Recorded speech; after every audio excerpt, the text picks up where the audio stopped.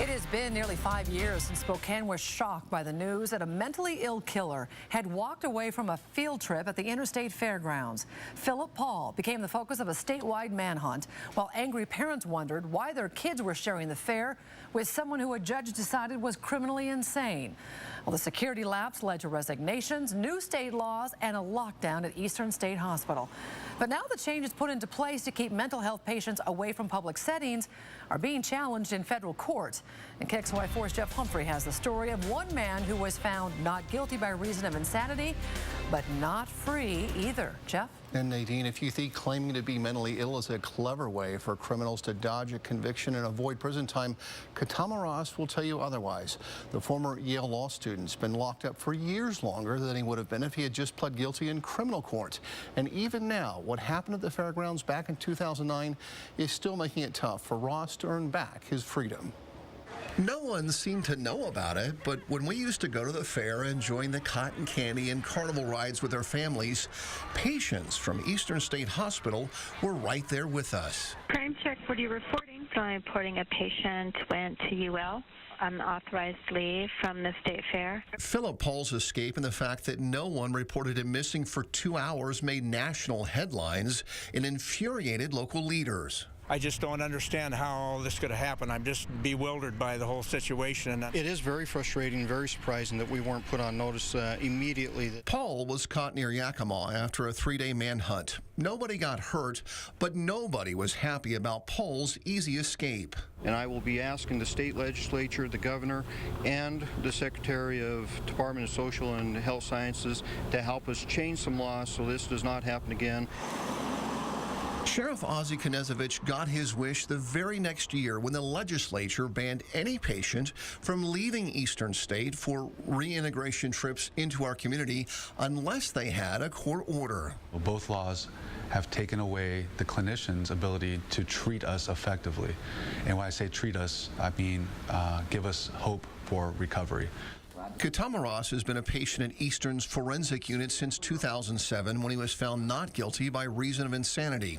The 36-year-old beat his elderly neighbors in this Pullman apartment complex with a broom handle because voices in his head told him the couple was a threat to our national security. There's nothing I can say that will make that better. Nothing I can say that will take back the damage that I did to their minds, to their bodies, to their emotional state. There's nothing I can do to change that. Ross already had 2 years of treatment under his belt and had earned the right to walk around Eastern's grounds with an escort when Paul escaped from the fairgrounds. Suddenly, Ross was locked inside again, and since that time, Eastern's patients have lost even more of their freedoms. We've lost everything from our shoelaces to our musical equipment to our human rights and our dignity and belief in this hospital and in ourselves. Forensic patients have lost more than just creature comforts. Gone is the chance to be reintegrated into society as part of their treatment. Going to a spaghetti feed, or going out for a drive around the countryside, or going to McDonald's and having a burger. Ross and his attorney say those outlawed field trips did more than just give patients hope. Reintegration represents the public's best chance of gauging when and how people like Ross are ready to be released. And allow them to reintegrate in a responsible way with supervision from the staff, with doctors able to see how they're doing, so that when they are brought back into society, we know from experience that they're ready. And that's why Viviano and a group called Disability Rights Washington have filed this lawsuit in federal court. What I want to see is every patient in Eastern Western State Hospital have the rights that were taken from them prior to the walkaway reinstated.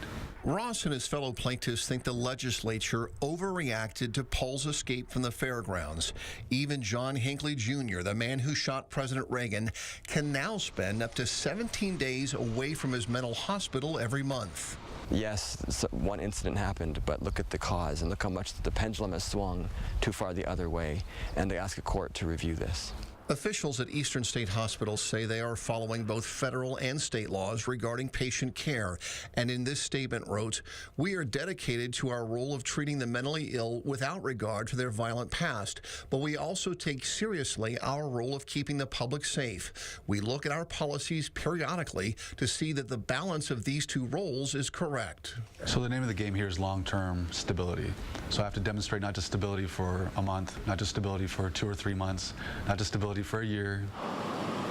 Last fall, a judge here in Whitman County restored Ross's right to walk the hospital grounds again. Ross says he doesn't regret the insanity plea that got him the treatment he so badly needed. We're not animals. We are not monsters. We are not out to get your children. We are not out to hurt you. We are not out to hurt ourselves. We are here at this hospital to make sure that we don't do what we did ever again. And now a federal judge has already been assigned to hear Ross's lawsuit. Ironically, it would take a court order just for Ross to be in court to argue his case. We'll certainly let you know what happens, Nadine. Thanks for that special report, Jeff. Very interesting.